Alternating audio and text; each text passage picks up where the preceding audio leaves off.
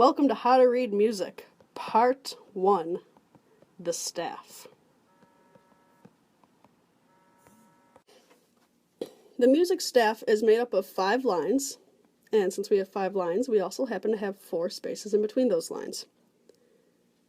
And a note can rest either on a line, which is when you have a line going right through it, or in a space, which is when it's between 2 lines and there isn't a line going through it. So, real quick, we're going to test your knowledge on this and see if you can tell me what are space notes and what's a line note. So, what would this note here be? If you said space note, you are correct. Notice that it's between 2 lines, but there's nothing going through the middle of it. How about this note?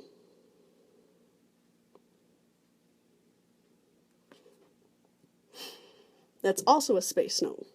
Again, 2 lines on either side of it, but nothing going through the middle. How about this note? Line note. Notice there is a line going right through the center of the note. How about this note? Again, we have a line note. We have a line going right through the center. Now, we're going to trick you a little bit. What about this note here? Because notes can go on either side of the staff, too. If you said this was a space note, you're correct, because it doesn't have a line going through the center of it, does it? Good for you. Now, a note is made up of 2 parts. The part that I have been drawing, which is the head, and then a beam, which is this part. This beam can go in either direction, really. It can point down like that note, or up like that note, or down like this note. And what we decide that on is based off of this middle line.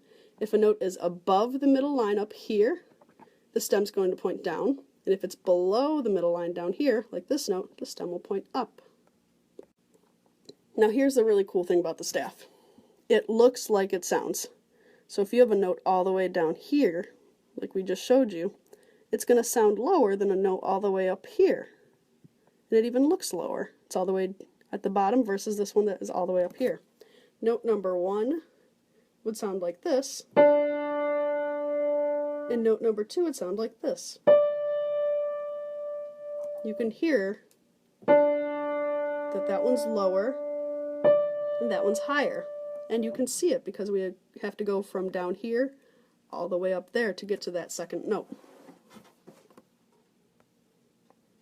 So let's do a quick game, and we'll see if you can tell me what direction the notes are going.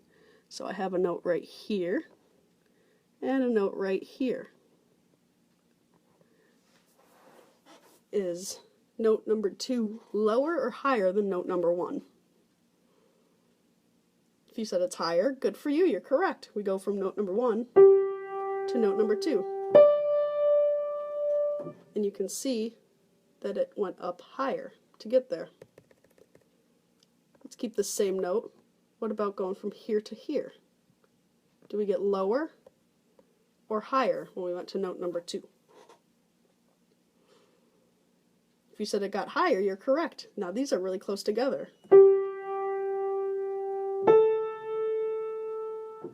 You can see that it just went up a little bit to get to that next spot. How about from here to here? When we went to note 2, do we get higher or lower?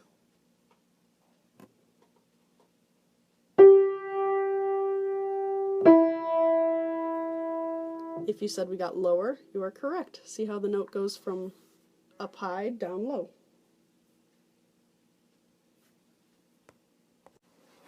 So, a quick review.